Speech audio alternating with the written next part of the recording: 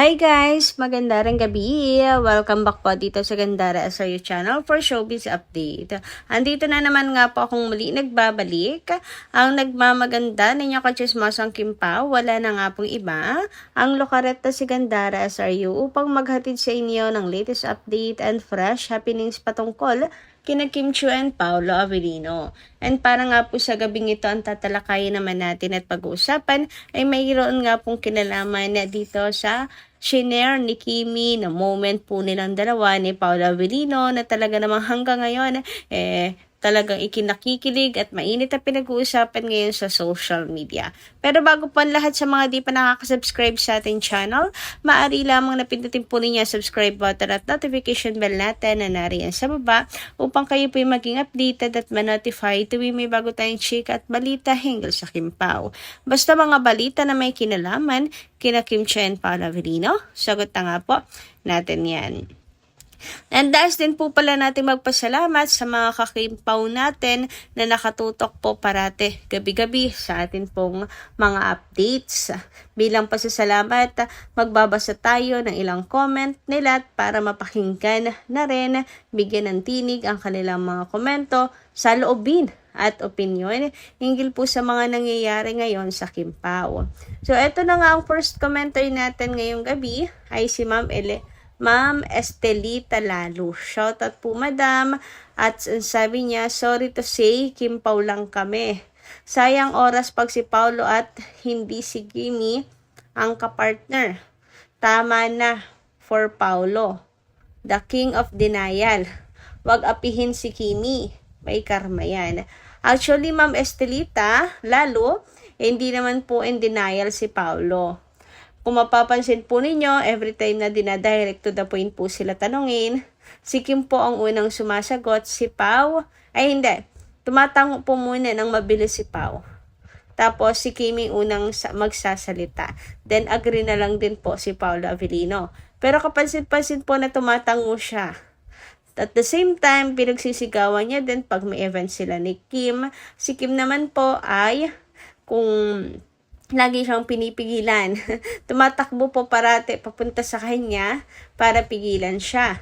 Pagdating naman po sa mga interviews, pag si Pao ay may sasabihin, si Kim po, binababa yung mic ni Paolo Avellino. So I don't think he is king of in denial. 'Di ba?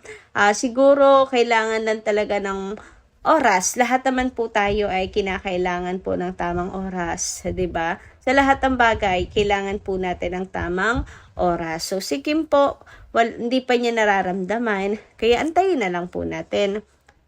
Anyway, thank you so much Ma'am Estelita sa inyo pong pagkokomento. And dumako naman po tayo sa next commenter natin na si Ma'am Ura Pangilinan. Shoutout po sa inyo madam. Ayan, may mga bagong pangalan tayo na shoutout ngayon. Maraming salamat po sa pagtutok at pagkokomento. Sabi niya, sobrang laos na kasi idol nilang nguso, mata. May attitude pa, kaya naman mga supporters niya nahawa na rin sa kanya sa inggit. Paano nandaya si Kim sa sinasabi nila? Lahat ng cast ng The Alibay ang gagaling nilang lahat, lalong-lalo na si Kim at Pao.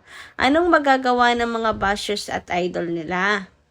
Kung magagaling ang mga cast at lalo pa nilang ginagalingan para nga masiyahan ang mga manonood. Gumawa kayo ng maganda sa kapwa nyo at tumigil kayo sa pag-aakusa kay Kim o pangbabash kay Kim o sa Kim Pao. Baka sakaling bigyan ng project ang idol nyo nang hindi kayo lagi ngawa ng ngawa at nagsasalita pa kayo ng masama. Tapos, yung taong tad-tad na masasamang salita mula sa inyong supporters ni Mata ay malapit sa Diyos na di nakakalimot sa Diyos. Kaya yung laging pangda-down ninyo sa kanya, lalo siyang inaangat ang Panginoon at ang idol nyo patuloy na nalaos. Sino kayo itong mata na tinutukoy ni Mama Ura Pangilinan? Anyway, ayan, hayaan na po natin itong pangbabatikos na yan sa Kim Pao. Kasi tulad nga ng sinabi po ninyo, sa bawat batikos po nila, blessings po ang dumarating at kapalit nun kina Kim and Paolo. Siyempre kung sino po ang binababa, siya po ang inaangat ng Panginoon. Kaya naman kita nyo naman, 'di ba, mga ka-KP, kung gaano po ka-bless sila Kim and Paolo at ang Alibay, grabe po ang TV commercials. And yun ang pinaka-importante sa lahat, ang ads. Anyway, dumako naman tayo ngayon sa comment nila Ma'am Annabel Domingo, Corazon Reyes at Ma'am Josephine Brondayal. Shout out po. Gandara, siguro naman, nanonood din talaga ang mga basher na yan at hindi lang talaga nila matanggap ang galing umarte ni Kim dito sa The Alibay. Kaya kung ano-ano na lang ang sinasabi nila kay Kim, wala nang magagawa ang mga yan. Basher nga, di ba? Puro inggit lang naman yan. Ganyan naman pag mga basher parating inggit sa kanila. Ayaw kasi ng mga bashers na nalalamangan idol nila. Yan. Kaya yung walang bago sa mga bashers, di na kayo nasanay sa mga yan. Hindi nila ugali ang mandaya. Masama po yan, okay? Hindi ko nga rin po maintindihan, Ma'am Josephine, kung bakit nila sinasabing dinadaya ni Kim ang viewers po ng The Alibay. Paano naman madadaya ni Kim ang viewers? Busy po si Kim ngayon, nasa abroad, nagtitraining. Wala na nga pong oras si Chinita Princess, kung sakali man na wala po siya sa abroad ngayon, nagtitraining. Dami po niyang endorsement shoot, may showtime, may ASAP, may mga events. Di na po magkaunda-gaga si Kimi. Umaga, gabi, may gawa po, may trabaho si Chinita Princess. Papaano po dadayain ni Kim? Ano yan?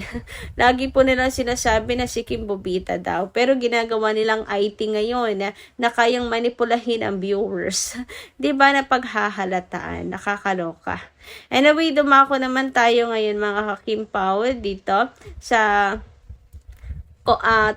post ni Miss Carl na nagpapasalamat nga po sa mga Kim Pao files kasi grabe din talaga ang buhos ng suporta natin para sa KP. Biruin nyo ha, pinapalabas sa streaming platform, tapos iba't ibang TV channels, and then social media platforms, sabay-sabay, The Alibay. Kaya naman, hindi po maiwasan talaga magpasalamat at ma-appreciate ang effort ng KP fans. At alam nyo kaya ko to sinasali kasi deserve din po ng mga KP fans na mapansin at ma-appreciate sa dami po nilang ginagawa para kina Kim and Paolo. Simple appreciation lang kagaya nito na post ni Miss Carl, talaga nakakataba ng puso. Sabi nga dito ni Miss Carl, good morning. Really appreciate all KP fans, fam, and lovers. You are the best. Ay, ang sarap naman pong mapakinggan na you're the best. Masabihan ng you're the best, di ba? Sobrang busy lang lately kaya madalang mag-post at makapag-read here. But I really appreciate you all so much. You all so much. Thank you for supporting and loving Kim Pao. Love them so much too. Yan, mahal na mahal din talaga po ni Miss Carl, no? Si Kim and Paolo. Halata naman. Diba? Dun nga sa, nalala nyo ba yung behind the scenes? Si Miss Carl, nakatulala lang sa Kim Pao. Na cute po siya sa dalawa. Anyway, dumako naman tayo ngayon dito. Sa update nga ni Chinita Princess sa kanyang IG account na pinagpe-fiestahan hanggang ngayon ng mga KP. So kahit po ito ay throwback, ayan, not real-time update ni Kimi, masaya na rin po ang puso ng mga Kim Pao fans kasi at least, 'di ba, may paramdam si Chinita Princess. Ganyan natin siya kamiss at ganyan po natin siya kamahal, mga ka-Kim Pao. Kaya kahit hindi po yung real-time update, super happy po natin. Basta mapagmasdan, makita lang po natin si Kim at saka si Paula Avellino at the same time. At nakakatuwa pa na ayuda ang i-share ni Kimi. Throwback man, pero patos na patos po sa atin yan. Sabi nga po dito, ang saya nila together. Hay, ang aga naman maging OA ng person na to. Totoo, kita nyo naman mga ka-KP. Braso pa lang ni Paula Avellino yun. Pero grabe ang kilig at saya po natin mga ka-Kimpaw. Lalo na't nakikita rin po natin na masaya ang Kimpaw together. Na masaya silang magkasama mga ka-Kimpaw. And yun naman po ang gusto ng mga KP, lalo na po ng mga seniors, sa makita pong masaya silang dalawa. Kasi pag masaya po sila, masaya din po sila ang mga seniors. Anyway, dumako naman tayo dito po sa post ni Carlos Miguel. Sabi niya dito, hindi raw hater yung iba, pero sila yung aligaga sa ratings at viewership. Haha. Buti pa si Sir Carlo at Ma'am Cory, sila ang bosses, pero mukhang super happy sa turnout ng revenue mula sa limpak-limpak na milyones na ibinagsak na advertisers. Sa The Alibay, auto-block ang mga nega. Yes, talaga. Hindi hater, pero talagang ano po sila, aligaga po sa ratings. Nakakaloka. Kung yun nga po mga bosses, super happy po sa kinalabasan at syempre sa kita ng The Alibay. Nakita nyo naman yung umuulang advertisement commercials ng The Alibay. Contented po sila, super thankful. Bakit kaya yung iba, grabe po makasilip.